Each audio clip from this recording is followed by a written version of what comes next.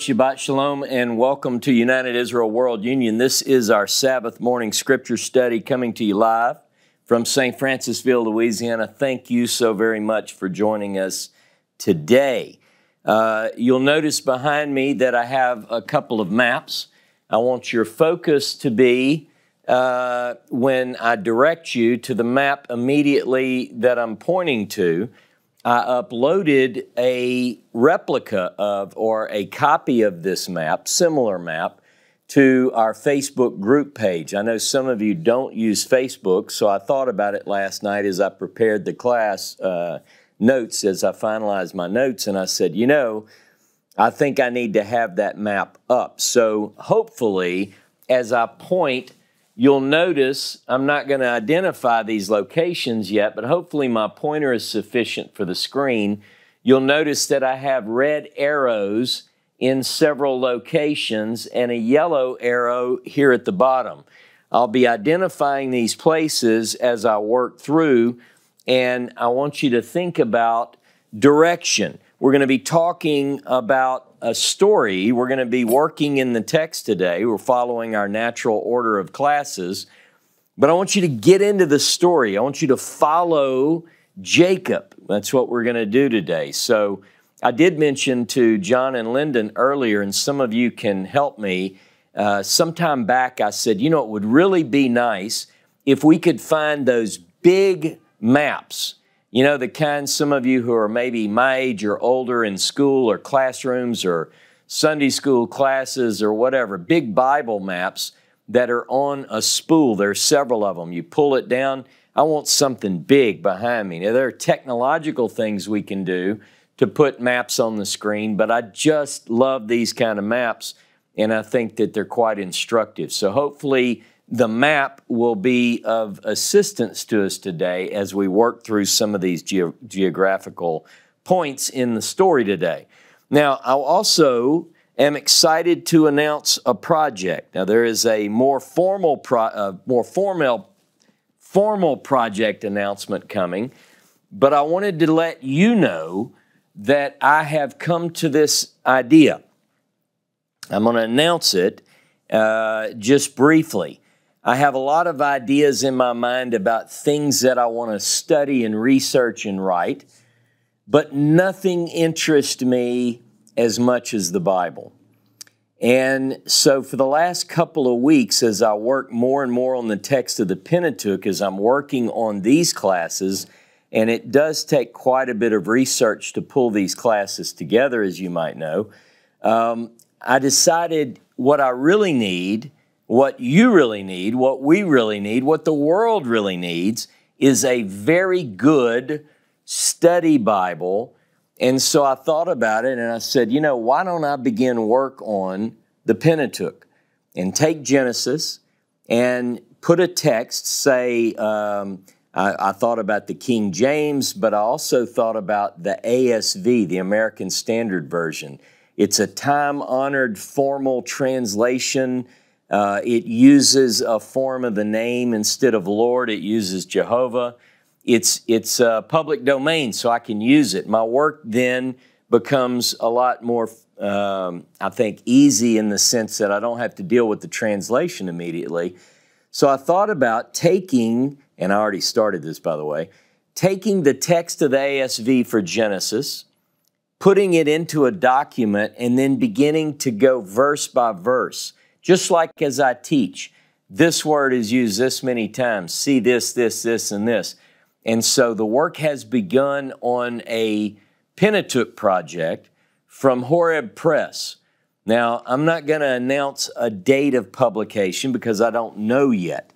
But I've worked and talked with the chief officers of United Israel World Union. They're fully supportive and behind this project. And I said, you know, aside from other ministerial duties, I could focus on this tens of hours every week. So the goal would be to produce Genesis, then Exodus, then Leviticus, Numbers, and Deuteronomy, and they would be serially published, one right after the next. And then we would have once the whole thing is done, I could release the Pentateuch with notes and commentary. So that's what the plan is. and I'll be informing you in a more formal way and describing the project in a lot more detail over the next few weeks. So keep that in prayer, and if you want to get behind that and you want to see that come to fruition, stay tuned, because it is coming, and I'm very, very excited about it. So that's a Pentateuch project, and again, releasing one at a time and then all together. Now, we are today in the patriarchal narratives. We are currently in class 9 of our series, The Pentateuch, A New Look. And we're in a book within the book, a story within the story, called These Are the Bringings Forth of Isaac, or Ele Toledot Isaac. It began, if you recall, back in Genesis chapter 25:19, where the focus shifts to 2 boys that are born through Rebekah. Remember, she is pregnant. Isaac's wife, Rebekah, or his woman, Rebekah, is pregnant with twins. And so this story, Ele Toledot Isaac, began 2 weeks ago with the Pentateuch reading that's known as Toledot. Now, I'm going to be talking to you this morning. We're going to start in Hosea chapter 12. So if you'll go with me to Hosea chapter 12, and I want to talk to you a little bit about a prophetic picture, or the way that the prophet remembers the stories that we're covering now. So in Hosea chapter 12, if you look, now the verses are different in the Hebrew and the English, but in Hosea chapter 12 and verse 3, you'll see immediately that we're talking about Jacob here. It's verse 4 in Hebrew, 3 in English. In the womb, he took his brother by the heel. Now, the 2 boys, according to Genesis chapter 25, you remember, Rebekah goes to seek Jehovah over the boys that are battling in the womb. And she's told through a divine oracle, God tells her that there are 2 nations, 2 peoples, and they're fighting in the womb. Well, these 2 boys, Jacob and Esau, fought not only in the womb, but they strove against one another in life. They fought in life, and enmity and jealousy ultimately drove them apart. You recall the story.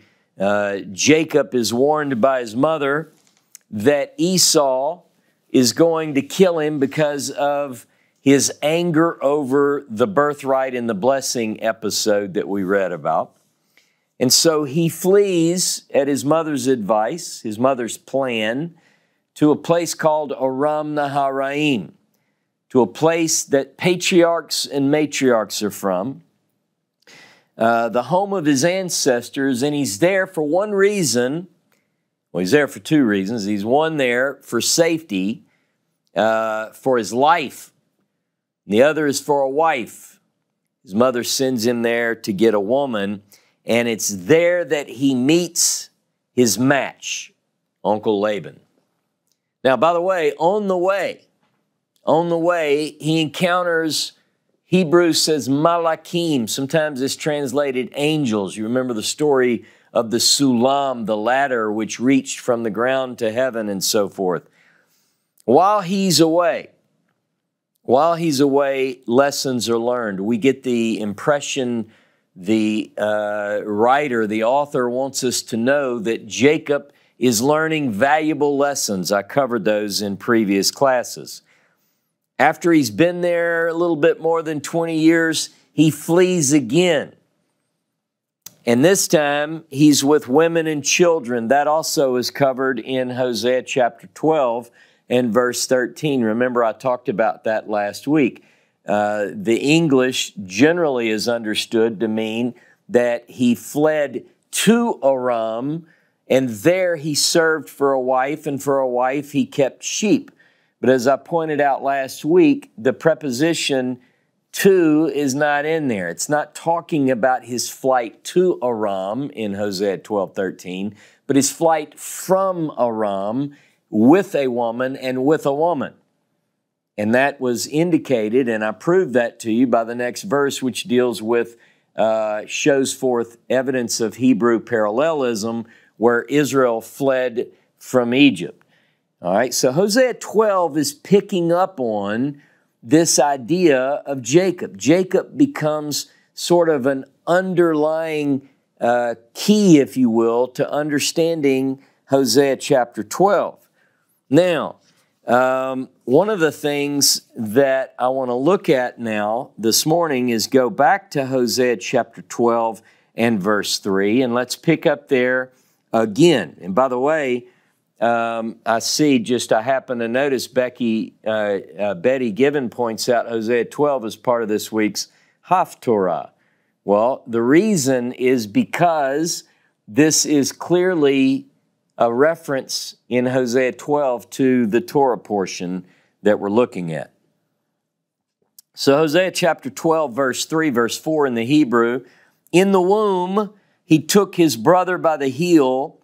This translation says, and in his manhood he had power with God. Yea, he had power over the angel and prevailed. He wept and made supplication unto him. He found him at Bethel, and there he spoke with us. Now I want to unpack that for just a moment. In his strength, uvono, in his strength, he strove with Elohim. What does that mean?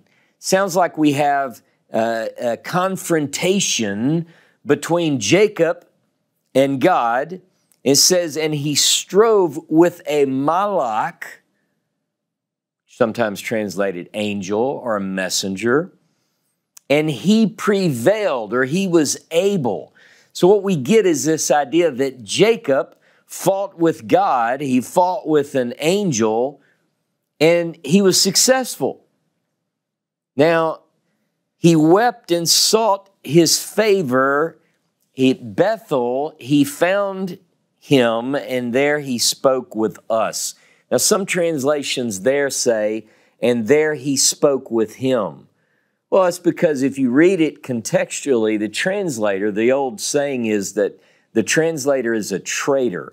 The translator looks at this and he says, spoke with us? That doesn't mean him, it means us. The question that I begin today's class with is there something about the story of Jacob, especially encounters at a place called Bethel, that have to do with us, meaning later generations? Is something that was spoken there meant to communicate down through the ages?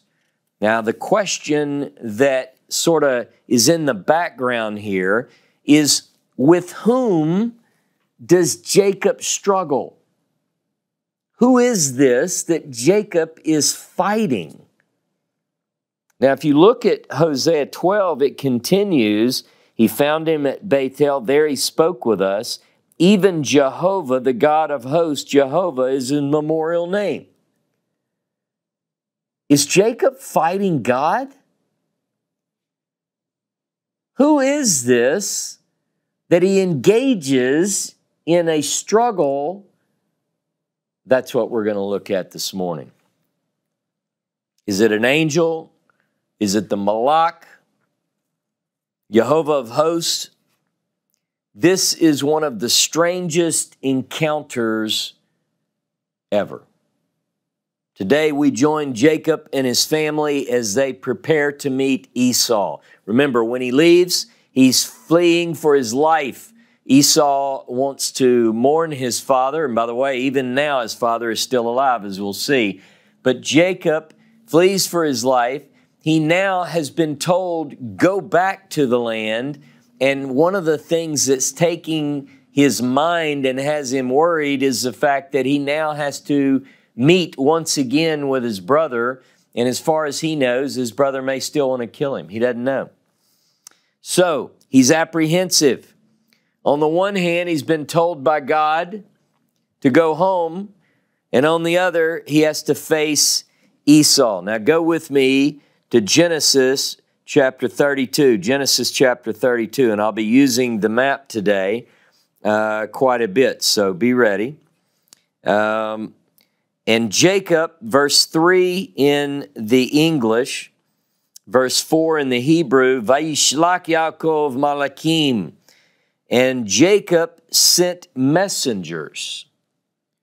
Now remember, Jacob keeps encountering these messengers. Now, are the messengers that Jacob sent, are they messengers like people messengers, or are they angels? It's kind of hard to tell, because sometimes when we see Malak, we think of an angelic being. At other times we think of someone purely human, and you have to pay real close attention. But it says, and Jacob sent messengers before him to Esau, his brother, unto the land of Seir, the field of Edom.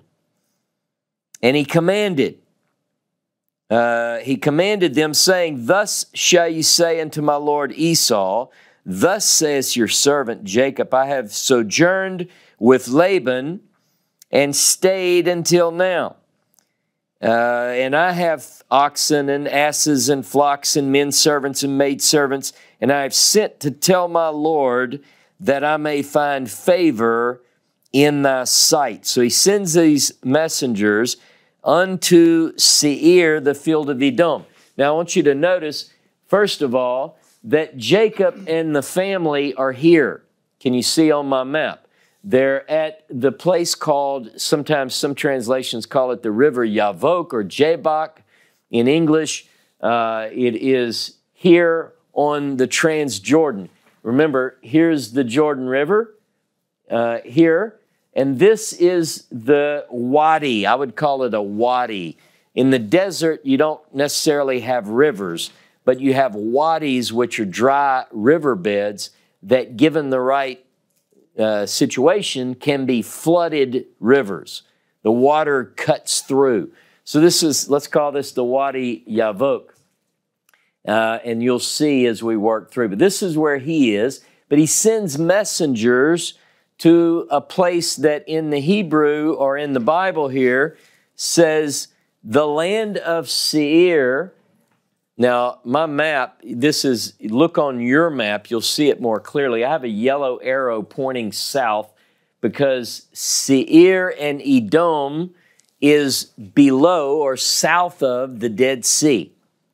This is where it's generally considered the land of Edom and Seir. Now, geography becomes more and more important to us because as we progress, particularly when we get into the wilderness itineraries and where are the tribes at, I want you to understand we're going to let the text tell us where these places are. And by the way, maps are made by people. A lot of these great maps were made a long time ago.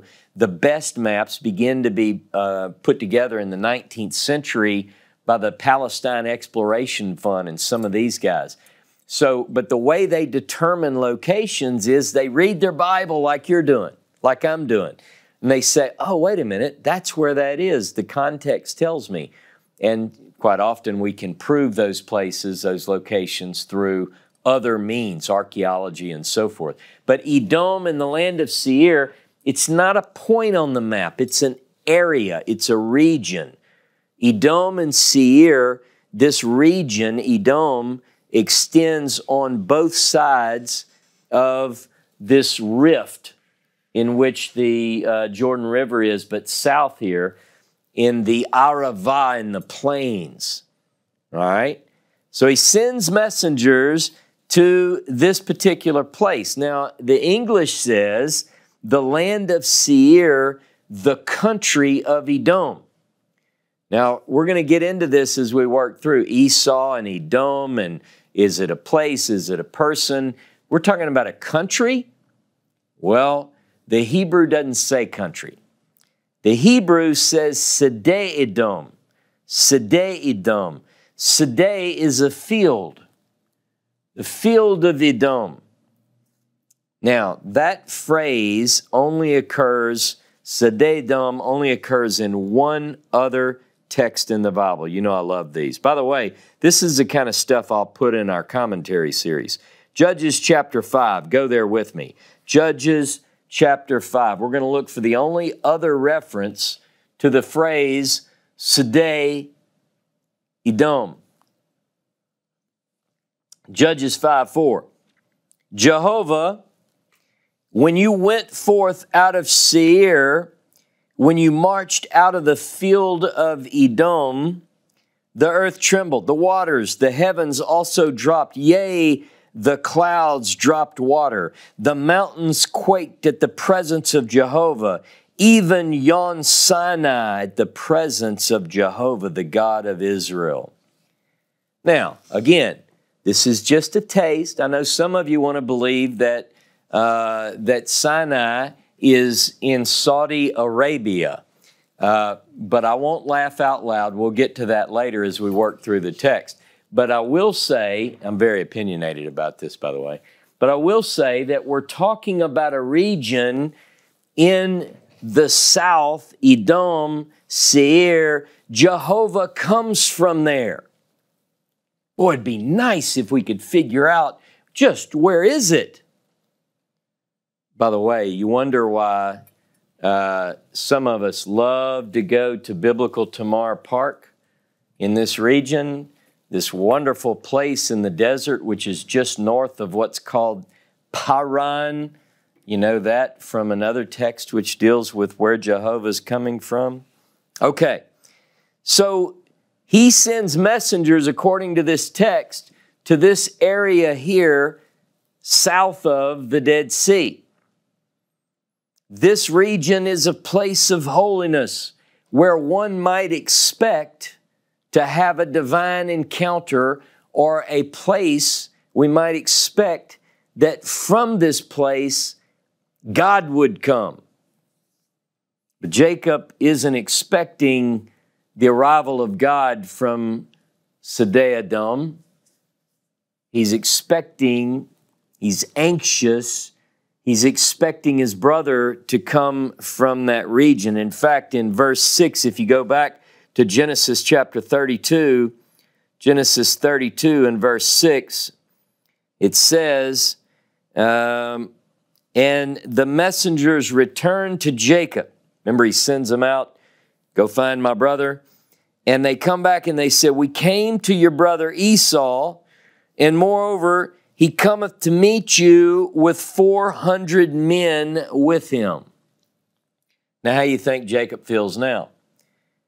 Esau's coming with 400 men. So he's afraid. He divides his family into two camps. Now, today's class is a little bit different in that I'm going to keep working through, digging in, because this is the way you have to. Some classes you can work more on a topical. In this class, it's more conducive to a go through it, dig deep, go through the whole thing. So bear with me, we've got a lot to cover. But he prays, he's concerned, he prays. Look at chapter 32, verse 9. By the way, he puts them in two groups. Why does he do that? Because his idea is that if, God forbid, Esau attacks one group and demolishes or kills, destroys, he's got the other group. That's his thought, is that half can get away. So here's what he says in his prayer in verse 9. And Jacob said, O God of my father Abraham, the God of my father Isaac, O Jehovah, who said unto me, return unto thy country and to thy kindred, and I will do thee good. I'm not worthy of the least of all the loving kindness and of all the truth which thou hast showed unto your servant. For with my staff I passed over this Jordan, and now I have become two companies. Deliver me, I pray thee, from the hand of my brother, from the hand of Esau, for I fear him, lest he come and smite me, the mother with the children. And you said, I will surely do you good and make your seed as the sand of the sea, which cannot be numbered for multitude. You want to know how to pray? Read the patriarchal narratives. Put me in remembrance of my words, saith the prophet. These patriarchs, they called upon God, and notice the way Jacob puts it, you said to me, come back. Remember when Jacob left, he told God, look, if you take care of me and you bring me back safely, then you'll be my God. A lot of boldness in these prayers. I love them. So he sends gifts ahead of him. He wants to appease his brother. He's hopeful that by showering Esau with gifts and letting him know that he comes in peace and bearing much wealth, that Esau will accept him and not kill him. But he prepares for the worst. He gets them across the Yavok. So here's the Yavok. Now this is a difficult part in the geography, because we know that he's coming from Padan Aram. We know that he's come this way. Notice I'm just generally pointing. It says he puts them on the other side of the Yavok. The question becomes, and this could be it, most commentators who study this believe that they would have come down more on an easterly side and would have therefore already crossed the Yavok closer to what is known as the King's Highway. But then when he's here, he's got from the south, he's expecting Esau to come, so he puts them safely on the other side of the Yavok. Notice, Yavok has a northern side. It splits north-south, basically. So the question is, where does he put them? But he's left alone. Look at chapter 32, verse 24. 32, verse 24. Let me make sure this is the right verse I want to read. Yeah, okay, verse 24, which is 25 in the Hebrew. And Jacob was left alone, and there wrestled a man with him until the breaking of the day. And when he saw that he prevailed not against him, he touched the hollow of his thigh, and the hollow of Jacob's thigh was strained as he wrestled with him. And he said, let me go, for the day breaks. And he said, I will not let thee go, except thou bless me. And he said unto him, what is thy name? And he said, Jacob. And he said, your name shall be called no more Jacob, but Israel, for you have striven with God and with men, and hast prevailed. And Jacob said to him, tell me, I pray thee, thy name. And he said, wherefore is it that thou ask after my name? And he blessed him there. And Jacob called the name of that place Peniel, for he said, I have seen God face to face, and my life is preserved. And the sun rose upon him as he passed over Peniel, and he limped upon his thigh. Therefore the children of Israel do not eat the sinew of the hip, which is upon the hollow of the thigh, unto this day, because he touched the hollow of Jacob's thigh and the hip. Now, a lot to unpack there, but we're going to talk about the struggle that takes place. Now, if you look at your map, and on my map, we have this place called Peniel. It's right near the Yavok, by the Wadi Yavok. This is where this encounter takes place. Now, the first thing I want to point out that's missed in some translations is that we have what's something similar to alliteration that's going on in the Hebrew. There are several words which sound alike. They have the same or similar sounds. We have Yaakov at the Yavok, who wrestles v'Yavok. He wrestles Yavok. Now, Avok, that's translated wrestled, this is a word, if you look it up and you do a study, you're going to find that there's some academic disagreement going on there. But I want to show you what I think that I've discovered this week. This word is sometimes associated with the root, Aleph, Bet, Kof, which is understood to mean dust, or to kick up dust. Now, if you've ever been in this area, there is dust. We have dust storms, in fact, that blow in. But the ground is hard, and on the top is dust. And you can imagine two people going at it, and their feet are sliding as they grapple and shove one another, and the dust is coming up. this is the idea of avok. They're getting dirty. As the English says, they wrestled. Now, avok can be translated as wrestle. It can be translated as stir up dust, and maybe there's a connection between those two. But some say that it's derived from another root, which I think it is. And that is a root word that is, the letters are het, beit, kof. And that means to intertwine or to embrace. They're locked up. Now, very close, very similar. Now, I want you to think about that because it comes back. But also remember that what we're doing is we're looking at these words that sound similar. Yaakov, Yavok, Yavok. They're wrestling. Now, it says in this match, in this struggle, whoever he's wrestling with says, "Let me go." Now, I think the English says, let's see where he tells him, "Let me go because the day breaks," is what it says here. But literally in the Hebrew, it's the dawn rises. The dawn rises. Now you go, well, the day breaks. I see how they get that, but I like the idea that you have the dawn is coming up.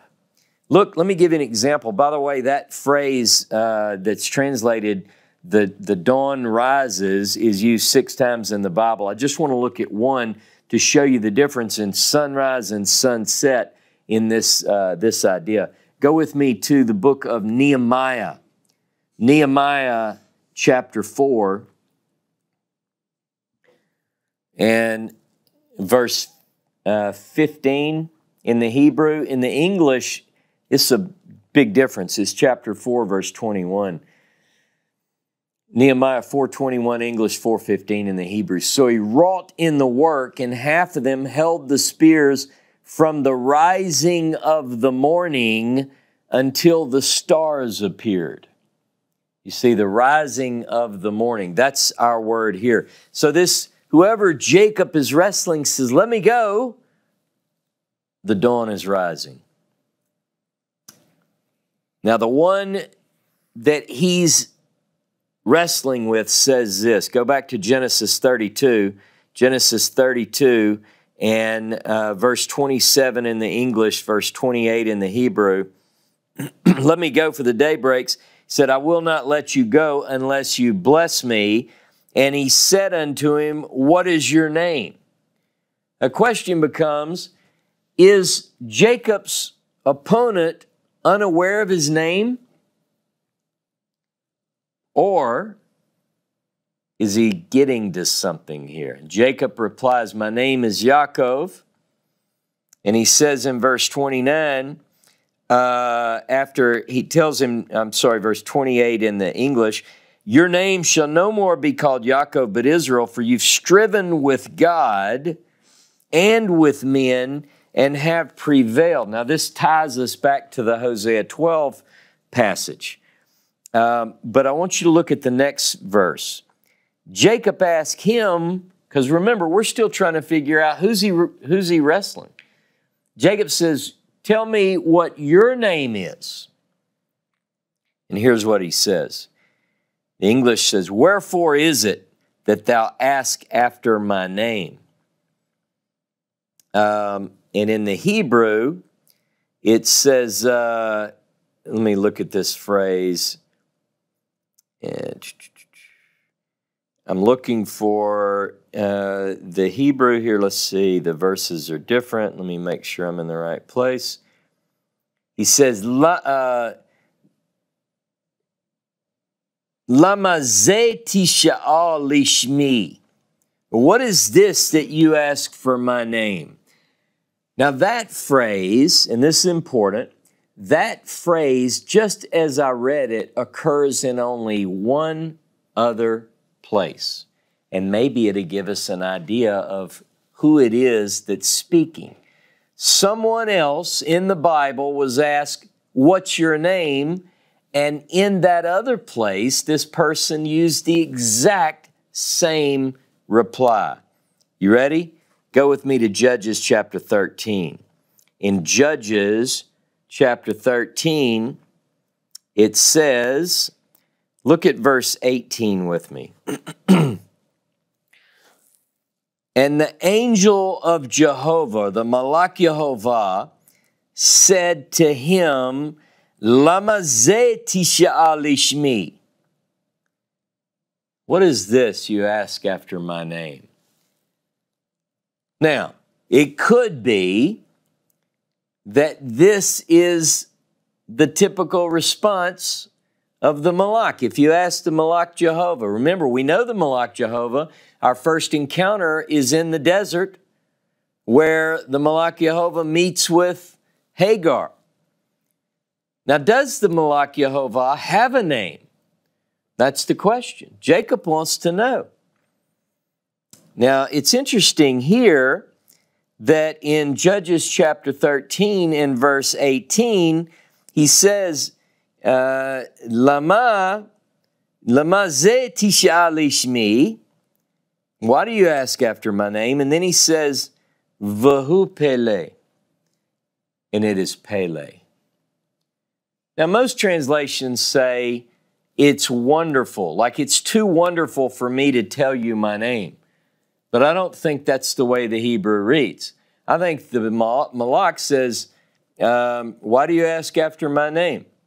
Vahu Pele. It's Pele. His name is Pele. Now that reminds me, and I'm not going to go there, but I just want to say this because it just hit me. In Isaiah chapter 9, we have the birth of this child who is to come. Typically, it's translated, the child's name will be called Wonderful Counselor, Mighty God, Everlasting Father, Prince of Peace. In the Hebrew of Isaiah chapter 9, it says, Vayikra Shemo, and he will call his name Pele. And he will call his name Pele, Yoetz El Gibor Aviad Sar Shalom. So is there a connection? I don't know. It's for another class. But the idea is that here we have the Malach is wrestling with Jacob. I think I've come up with enough evidence here to suggest that Jacob is not wrestling with anyone other than the Malach. Now, who is this Malach? Very interesting, because when you look at Hosea chapter 12, you get this poetic description of the fight. He strove with Elohim, he fought with the Malach, and then it says his name is Jehovah of Hosts. Very interesting. So we're going to have a whole class. I think Dr. Tabor talked a little bit about that in a previous class. Now, in chapter 32 of Genesis, go back there, Genesis 32. Genesis 32 and verse 30 in the English, 31 in the Hebrew. Says he called the name of the place Peniel because I've seen God face to face and my life is preserved. So this idea, he believes that he's encountered a divine being. Jacob does. Now, is it a dream? Some commentators say it's a dream. Doesn't sound like a dream. Does it sound like a dream to you?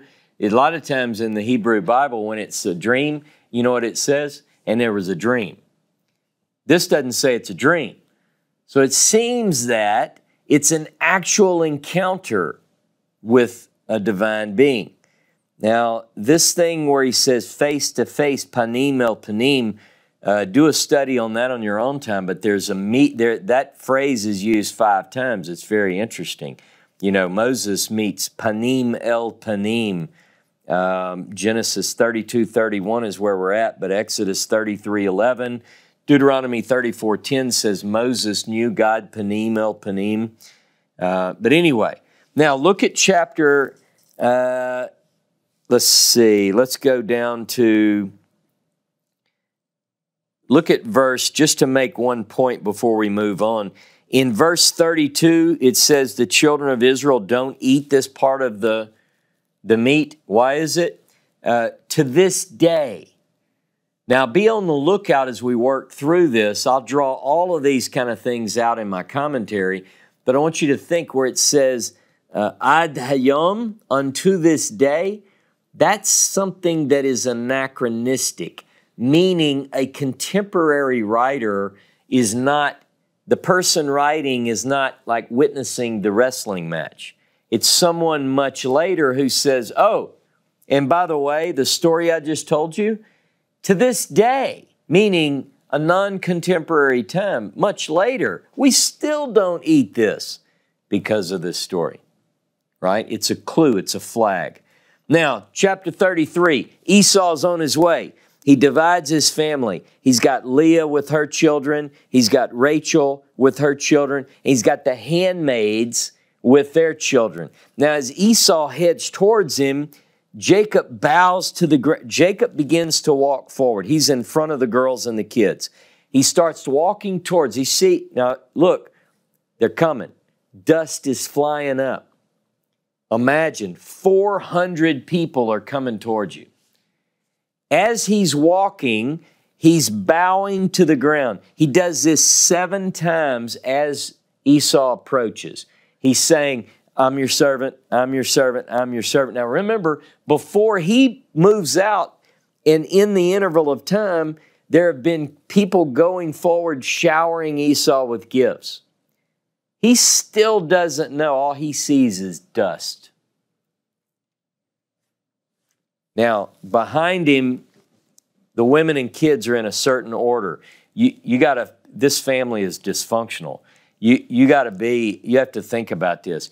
If you're a handmaiden and you got your kids, you're the first to get whacked if this thing goes bad. You know what that does to a family? Hey, you stepkids, come up to the front. You know, this might get ugly. Come on, Dan. Come on, let's get up here. And then behind the handmaids, Bilhah and Zilpah, you have Leah. She's next. If this goes bad, Leah and the kids, they're in trouble. And then Rachel and Joseph. They're the last to go. Now, you know Rachel is Jacob's favorite. So does everybody know that. And you know who else knows it? Leah and all her kids, and Zilpah and her kids, and Bilhah and her kids. Look, let's just call it like it is. So here's the order that they're going.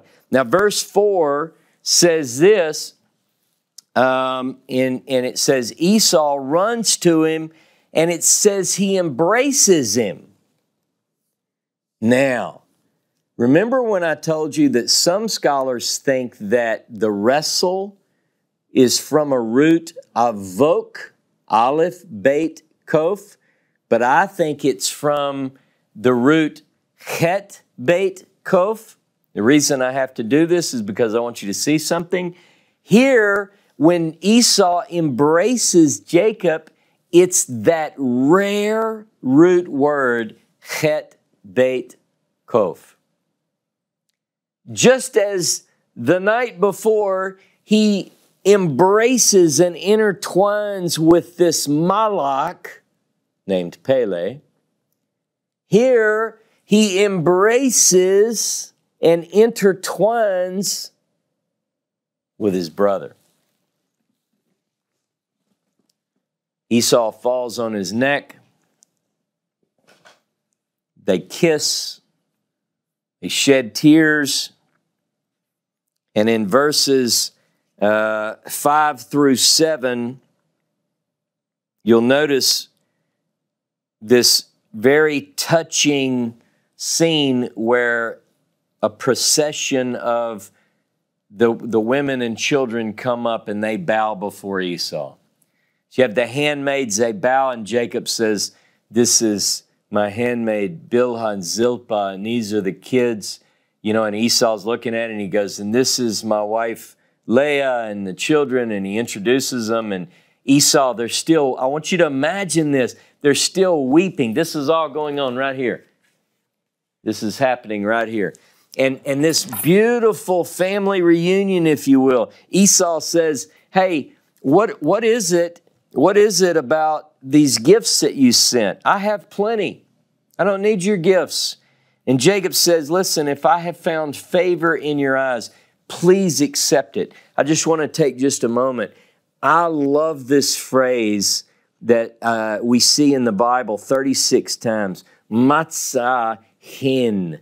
Matzah. To find favor. You know what I want to do every day of my life is find favor with man and God.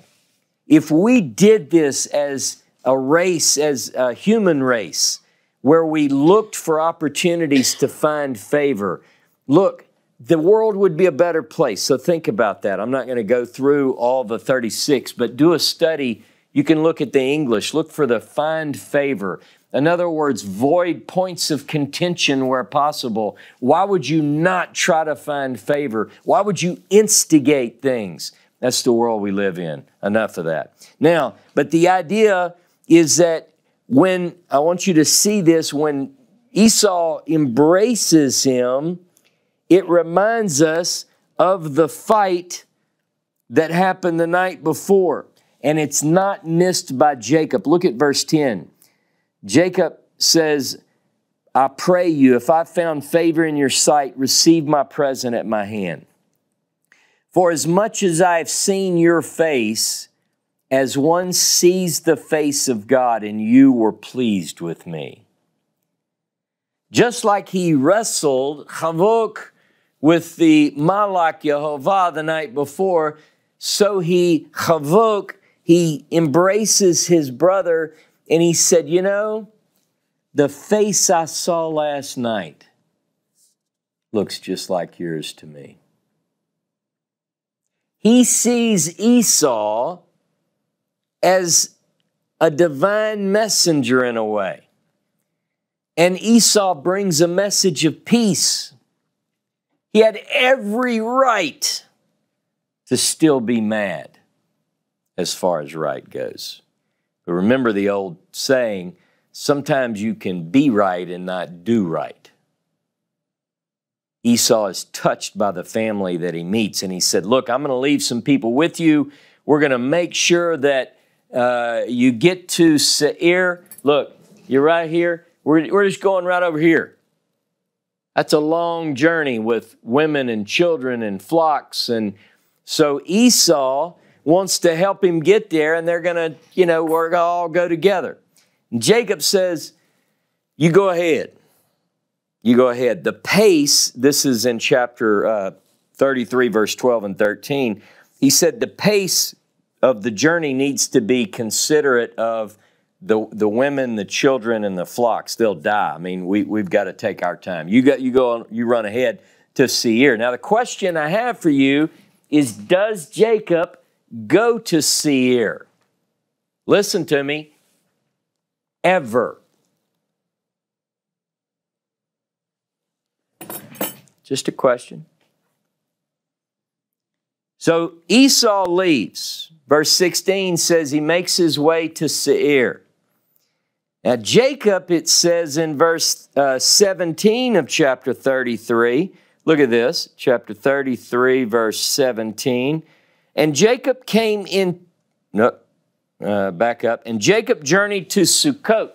So here he is at Peniel, and he goes to Sukkot. Find that on your map. It's just right to the west of Peniel on most maps.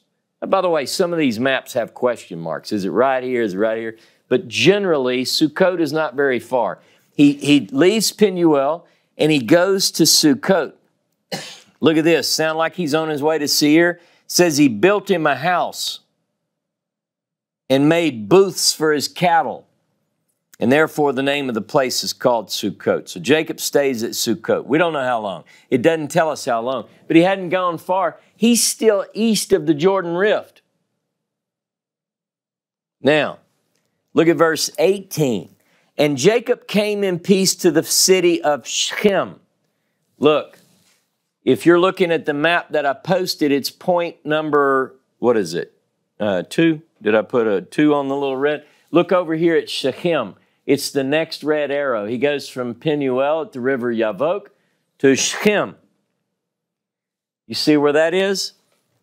And it says it's in the land of Canaan when he came from Padan Aram and encamped before the city. And then it goes on to tell us that Jacob, he bought the parcel of ground. Look at verse 19, where he had spread his tent at the hand of the children of Hamor, Shechem's father, for 100 pieces of money. And he erected there an altar and called it El Elohei Israel. So here he is. The family is at Shechem. He buys a piece of land from a guy named Hamor. And that's where the family's at. Now, by the way, this place is, it's going to be important later. Look with me, go with me to Joshua chapter 24, verse 32. This is going to be something that happens much later. Joshua 24, 32. And the bones of Joseph, which the children of Israel brought up out of Egypt, buried they in Shechem, in the parcel of ground which Jacob bought of the sons of Hamor, the father of Shechem, for 100 pieces of money, and they became the inheritance of the children of Joseph. So this area here, Joseph, we think Joseph is a young person. I don't think he's a baby, a little kid so much. But remember, they leave Padan Aram when Joseph, after Joseph, his birth is mentioned. So how old is he? I don't know. It doesn't give us enough information to make that determination. But Joseph is going to be here at Shechem. This is his inheritance. And the family lives there a little bit. Go back with me to Genesis 34. And I'm going to work through this story to tell the story pretty quickly, because I have some more stuff I want to cover. Dinah, Genesis 34, is the daughter of Leah and Jacob. And it says that she goes out to see the daughters of the land. The daughters of the land. And Shechem is the son of Hamor the Hivite. Now the Hivite is a group of Canaanite people. It's mentioned 18 times. By the way, when I do the commentary, you'll have all 18, and you can just simply open it up and say, wow, that's pretty cool, Ross. Thank you very much. Shechem sees Dinah. And this is me telling you the story as I feel it when I get into the text. He's smitten. He thinks that she's beautiful. He crosses the line, evidently. Some say rape, some argue it wasn't rape. But it does seem that he, for certain, forces himself. It says that he took her, he lay with her, and the word is generally translated, he humbled her. But it can be given this idea that it's not voluntary. It's not necessarily consensual. I don't know. I've said the opposite in the past, but the more I study this deeply, he certainly coerces her, it seems, from the text. And the thing that we get in the next verse, in verse 3, though, is he does love her. But love doesn't do that, right? So he goes too far, maybe, but it says he loves her and he spoke to her heart. Now, that indicates to me, it doesn't say that her heart received it necessarily, but generally that's the idea.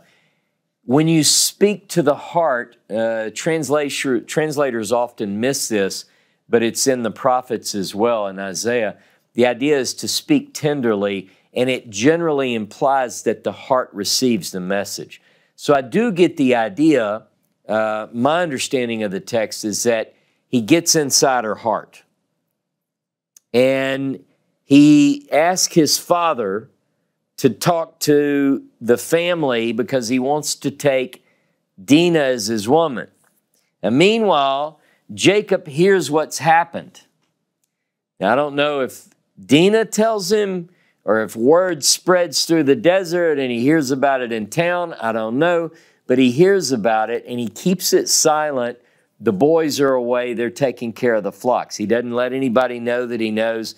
He remains silent until they come. Meanwhile, the boys get word. It says that they're grieved and they're angry. So they make their way back. Now, as they're coming back, Hamor addresses, this is verse 8 through 12 of chapter 34, Hamor addresses Jacob and the boys. And he presents a proposal. He says, look, we'll intermarry, your group and my group, and you can dwell and trade here. You know, it sounds like a proposal to do business and to open up, and the goal is to be one people. And verse 13, look at verse 13, chapter 34. Verse 13 says, and the sons of Jacob answered Shem and Hamor his father with guile, and spake because he had defiled Dinah their sister. Guile. The word is deceit. So he deceitfully, they give the impression that they're going to work it out. Hey, let's work out this proposal you got there, Hamor and Shem. We're going to, we can intermarry, but we got a problem. It's not acceptable to us that you boys aren't circumcised. So you need to all go be circumcised. And if you're circumcised, okay, then we can be one people. All the males have to be circumcised. Or here's the option. If you don't do that, we'll take our daughter and go. Verse 14 through 17. In verse 18, it says that they accept the plan. The people of Shechem, they accept it. In fact, Shem and Hamor go back to the people in verse 19 through 24. I'm rolling through this pretty quickly to make some points. And they present the plan. Look, we talked to the people, you know, Jacob and the families there, and we can intermarry. The men of the town accept it. So they all circumcise themselves according to the narrative. And then in verse 25, look at verse 25. It says, and it came to pass on the third day when they were sore, that two of the sons of Jacob, Simeon and Levi, Dinah's brothers, took each man his sword and came upon the city unawares and slew all the males. Now, by the way, the Hebrew there is batach. It can mean trust or security. The impression that I get when I read this is they were trusted into the city, like the people see them coming, but they don't expect anything because they were just talking to them 3 days ago and they said, you know, we can intermarry. So they tricked them. They used false trust to get in the midst of them, and then they unleash hell on this place. Now, a lot of people, they want to protect and defend the actions. This is righteousness because that bad boy did this to so-and-so, so we're justified in our response. Well, look at their response. Look at their response. They killed every male. Verse 26, including Shem and Hamor. Kill all of them. Now, some people are saying, yeah, but the guy did rape Dinah. They killed the whole town. Verse 27. The sons of Jacob came upon the slain. Look, the dead bodies are everywhere in the town. Came upon the slain and plundered the city because they defiled their sister. They took their flocks, their herds, their asses, and that which was in the city, and that which was in the field, and all their wealth, and all their little ones and their wives they took captive, and made prey even all that was in the house. They took everything. Now, some people say, hey, fair is fair. Well, that's not what Jacob thought.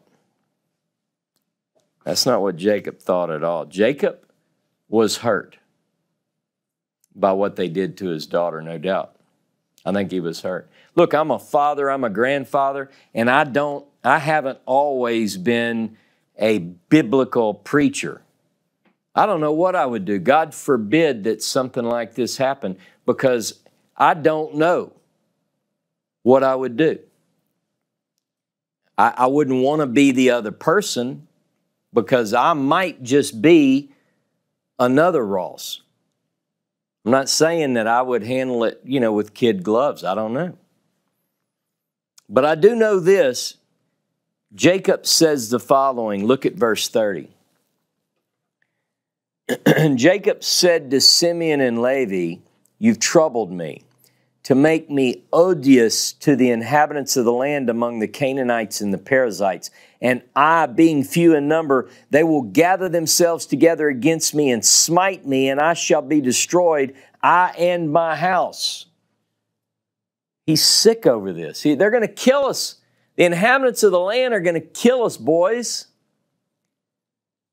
They destroyed the whole place and kidnapped all the children and took their women. And you know what the boys said?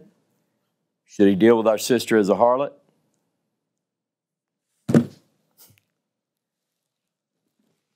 No, I get you, Simeon and Levi, but don't do that, my God.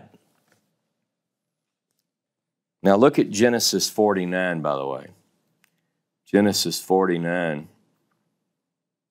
verse 5. This is what Jacob says about the boys. Simeon and Levi are brethren. Weapons of violence are their swords. O my soul, come not thou into their council, unto their assembly. My glory, be not thou united. For in their anger they slew a man. In their self-will they hocked an ox or hamstring. They're just cruel as hell, is what he's saying. Simeon and Levi, cursed be their anger, for it was fierce, and their wrath, for it was cruel. I will divide them in Jacob and scatter them in Israel. And by the way, Genesis 49 says, gather around me, sons, and I'll tell you what will befall you in the Acharit Hayamim, in the latter days. So what happens is exactly what Jacob says, but that's for a later class. So after the massacre, what happens? They're here. They got to get out of town. Now, it just so happens that right after the massacre, God says, Jacob, you need to leave. Look at chapter 35, verse 1. Genesis 35, verse 1. Now, a lot of people don't do this when they study. They don't notice that the departure out of Shechem is right after Jacob says the inhabitants of the land are going to kill me.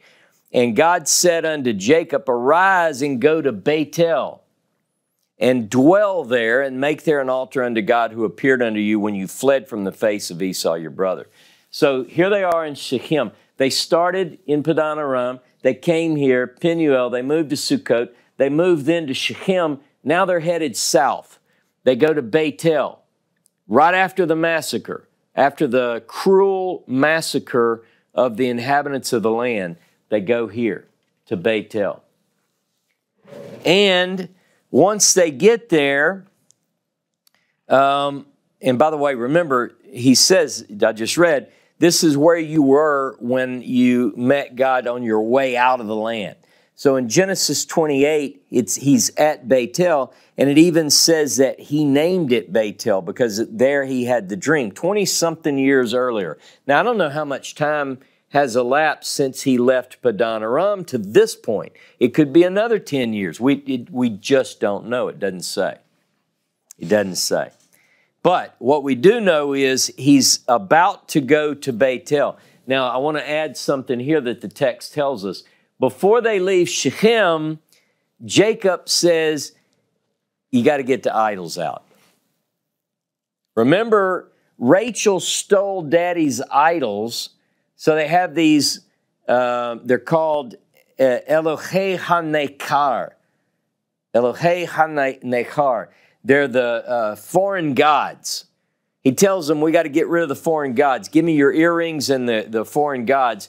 And while they're at Shechem, they give up the idols and the earrings. Some, by the way, some say that these earrings are on the idols. It's kind of hard to tell in the Hebrew, but nonetheless, the idolatry piece of what they had in their baggage goes in a tree right there. They bury it right there. Now, the cities we read in verse 5 are terrified of this family. Can you imagine? Jacob and the boys are on the move. You know? I mean, the word spreads. And they're terrified. Now, a lot of times people read this and they go, you know, hey, they deserve it. All right. Jacob, it says in verse 6, comes to Luz. Look down at chapter 35, verse 6. So Yaakov came to Luz, which is in the land of Canaan. Remember this from last week, Bethel? It was formerly called Luz until Jacob names it. Notice in our text here, it says he came to Luz, the same as Bethel. Anachronism, it's a later scribe. Now remember, the Bible will update names, because if Jacob names Bethel, Luz, Bethel, then in Genesis chapter 12 and verse 8 and chapter 13 verse 3, where it says that Abraham went to Bethel, he did not. No one knew it as Bethel at the time. He went to Luz. So Jacob comes to Luz. There he builds an altar, and this is where God had spoke with him or with us. Remember our passage from Hosea, chapter 12. Now, where it says in verse 7, he built an altar where God revealed himself. Let me look at it. He builded there an altar and called the place El Bethel, because there God was revealed to him. Interestingly enough, that word in Hebrew can be the same word that often is associated with the idea of exile. So God revealed himself, but God also exiled him from there. Just an interesting point. Now, by the way, one thing I don't want to miss, speaking of prophetic glimpses, when they're here at the Yavok, as they come back into the land, it says in chapter 32, verse 3, that they're at a place called Mahanaim, and that means the two camps. As a prophetic picture, when Jacob prays, he says, I left this place with just my staff in my hand, and now I've become two camps. Okay, think prophetically. When Jacob goes out of the land, when he comes back, he's in two camps, Mahanaim. Now, years ago, I saw this, and other people have pointed it out as well. That's what seems to point towards a prophetic picture. Go with me quickly while we're thinking about that. Look at Song of Songs. Song of Songs, chapter 6, verse 13 in the English, chapter 7, verse 1 in the Hebrew. Now, you know, the Song of Songs is sometimes interpreted as an allegory, a love story between God and his people. And in chapter Song of Songs 6:13 or 7:1 in Hebrew, return, return, O Shulamite, return, return, that we may look upon you. Why should we look upon the Shulamite as upon the dance of Mahanaim? The returning one is called for in the four directions of the earth. Return, return, return, return. The Shulamite means the restored one. So when the restored one comes back, what's it going to look like? It's going to look like the story of Machanaim, the two camps. Okay. And it's also important in that same understanding to think that Israel needs to put those idols away. So if you're listening to me, you are from Israel, you think you're from Israel, you want to be from Israel, you want to be on God's side, put the idols away. Bury them under a tree. Not in your yard. Use another place. I wouldn't want it in your yard. All right. But they're going south. So they're leaving Shechem. They're in Bethel now. But on their way, not there yet, on their way, a strange notice is what we get. Rivka's nurse, Deborah, dies. Now, by the way, we don't have any mention of Rivka's death. We don't know when Rebekah dies. The Bible doesn't tell us about her death. It does tell us she was buried, so she does die. It's not one of those Enoch or Elijah stories. She dies. We don't know where it happened or whatever, but that's mentioned there. Now look at chapter 35, Genesis 35, and verse 9. And God appeared unto Jacob again when he came from Padan Aram and blessed him. Now this is kind of strange. He appeared unto him again when he came from Padan Aram. Well, how far back was that? When he came from Padan Aram, he's already been to Yavok. He encountered the angel. He moved to Sukkot. He built a house there. He moved to Shechem. The episode with Dinah, the slaughter. He's gone. And now it says when he came from Padan Aram. Now, but stick with me. And God said unto him, your name Jacob. Your name shall not be called any more Jacob, but Israel shall be your name. And he called his name Israel. Well, that's interesting. It sounds familiar. And God said unto him, I am El Shaddai, be fruitful and multiply. A company of nations shall come of you. Kings shall come out of your loins. And the land which I gave unto Abraham and Isaac to give, I will give it to you. And to your seed after you I'll give the land. And God went up from him in the place where he spoke to him, and Jacob set up a pillar in a place where he spoke with him, pillar of stone, and he poured out a drink offering thereon and poured oil thereon. And Jacob called the name of the place where God spake with him Bethel. Wow, all of that sounds familiar. Sounds similar to the story in chapter 32, where there's an encounter, and the name change. Your name's no longer going to be called Jacob anymore. It's going to be called Israel. But this is another story that tells us a similar story. And you could say, well, it's fine. Chronologically, it's fine. It just happened again. Okay. It's also similar to chapter 28, commemorating his departure. He sets up a pillar. He anoints it. He names it Bethel. Now, that could be the person recording this is just saying, and that's where God spoke with him. And remember, he called it Bethel.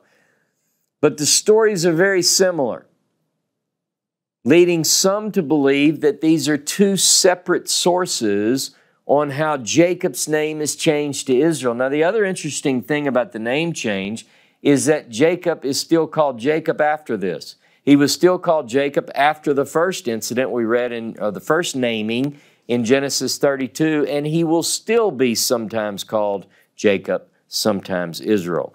But they're on the road again. On the road again. They're leaving Bethel. And they're on the way to Beit Lechem. So they're, again, Shechem to Bethel to Beit Lechem. They're headed south. And this is in Genesis 35, verse 16 through 20. Southward towards Ephrat. Now, how many of you know the Hebrew alphabet? This is the Hebrew letter Hey. This letter is sometimes placed on the end of a place name to indicate direction. It's called in the old Hebrew grammars the hay directive. I think newer grammars call it something else. But the idea is that if I want to say towards the Negev, I say negba. You hear the ah on the end? If I want to say towards Ephrat, I say Ephratah. If I want to say, you just put the hay on there. Now, in this particular passage, it says that he's headed towards Ephrat. So he's on the way. Now, Beit Lechem and Ephrat, look on most maps and you'll see the two are close together. Sometimes they're tied together as like a town in the suburb.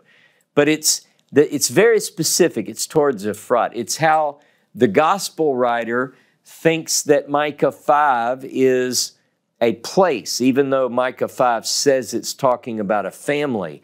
It says, but you, Beit Lechem Ephratah, you, Bethlehem, towards Ephrat. You see? But then it says you're small among the clans of Judah. But anyway, look at Micah 5.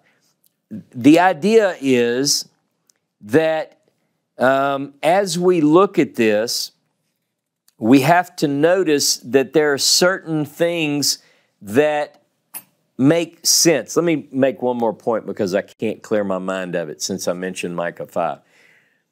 In Micah 5, by the way, it is interesting that in Micah 5, it does mention Beit Lechem Ephratah, and it's talking about the birth of a child. When she who gives birth will give birth again. And the only person that is mentioned in context with any detail about being born at Beit Lechem Ephratah is the story that we're about to talk about, and that's Rachel. So Micah 5 does, in a way, in my mind, tie together with this story in Genesis chapter 35. And I should add that Jacob also mentions the Eder, Tower of Flock, Migdal Eder, which is only in Micah 4 otherwise. So that the story of Jacob is found in Hosea, as we've talked about, but it's also found in Micah. Now, Genesis 35, verse 20, and Jacob set up a pillar on her grave. This is, by the way, I'm going to come back and catch something. And he calls this the same as the pillar of Rachel's grave unto this day. Unto this day, Ad Hayom. There's another story about the, that's another anachronism. Rachel dies. They're on the way to Beit Lechem, and Rachel goes into hard labor. And when she's in labor, she names the son Ben-Oni. But as her life passes, she dies. The father changes his name to Benjamin, the son of the right hand. Now, Rachel has the child Benjamin here, according to this text. All the other kids, as far as we know, are born where?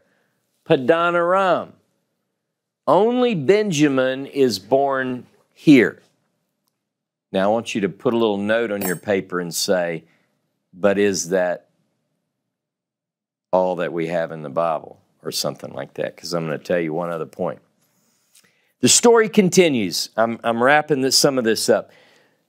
It goes from bad to worse. They fled the incident at Shechem. Rachel dies. Now we find that Reuben goes up and has sex with Rachel's handmaid, Bilhah. We'll talk a little bit more about that. Now look at chapter 35 and verse 22. The last part. Now the sons of Jacob were 12.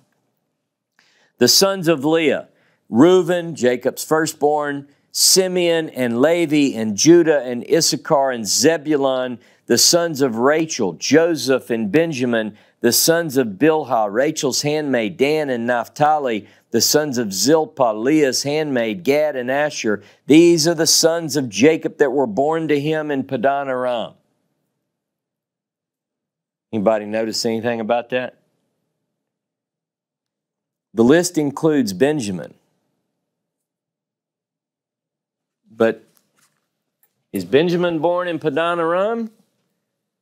Or is Benjamin born in Beit Lechem on the way to Ephrat? We have to pay attention to these details because they'll come back into our story.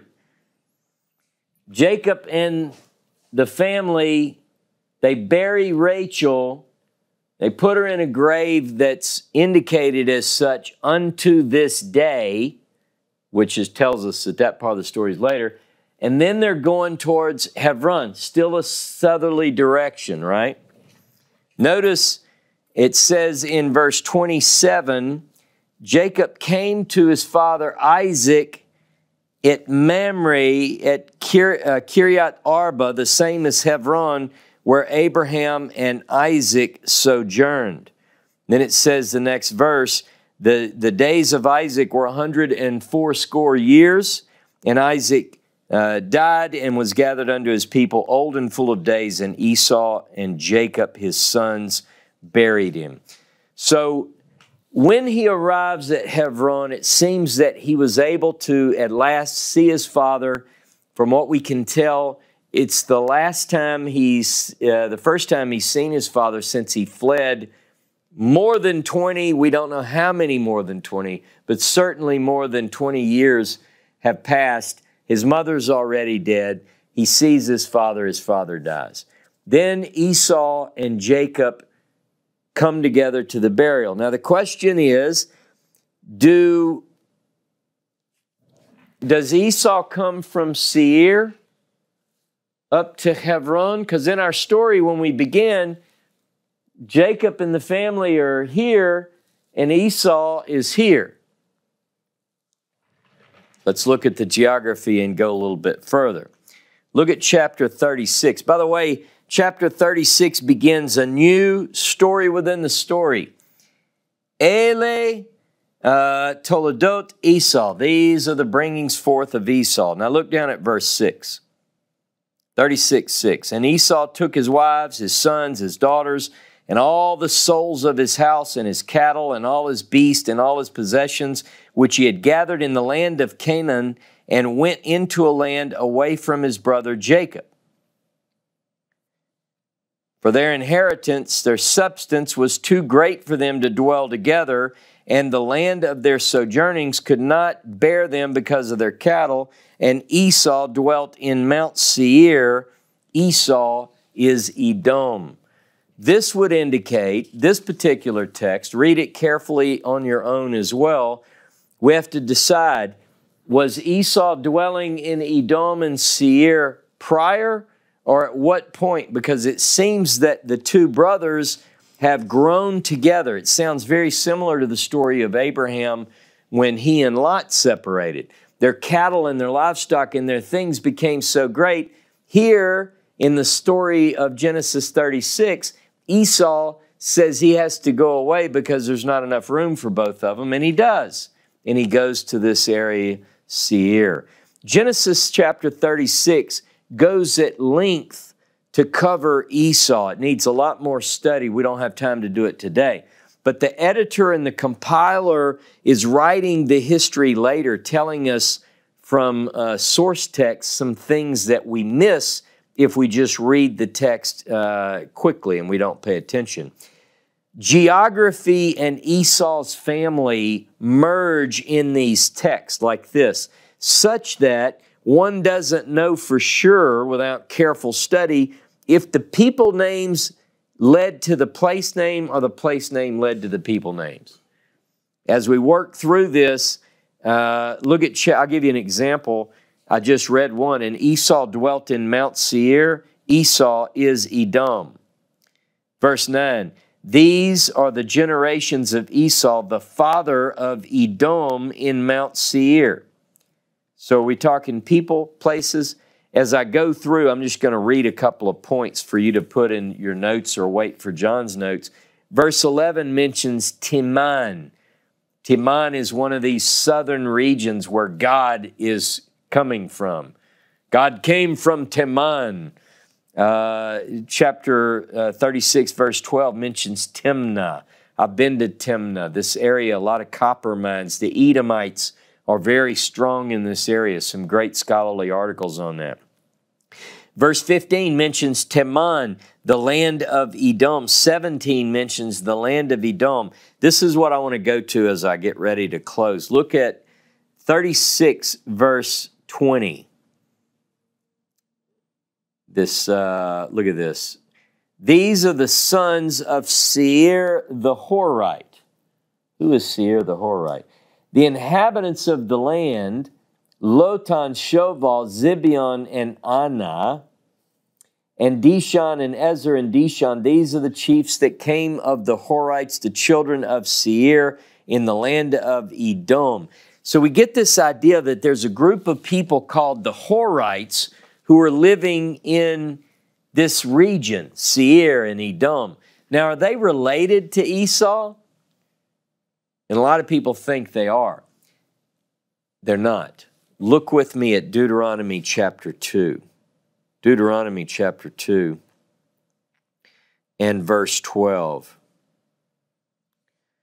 The Horites also dwelt in Seir aforetime, but the children of Esau succeeded them, and they destroyed them from before them, and dwelt in their stead, as Israel did unto the land of his possession, which Jehovah gave unto them. By the way, there's another anachronism, because Deuteronomy chapter 2, verse 12 shouldn't know yet that Israel eliminated the people who lived in the land, right? But it says, yeah, the children of Esau eliminated these people, the Horites, just like Israel did. And you go, thank you. Look at verse 22.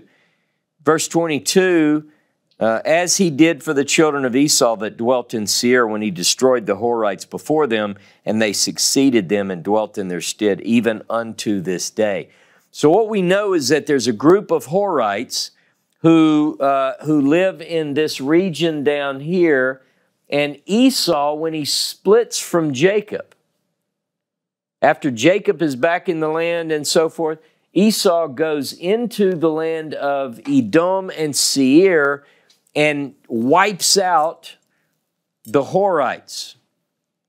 And Genesis 14:6 mentioned this group as well.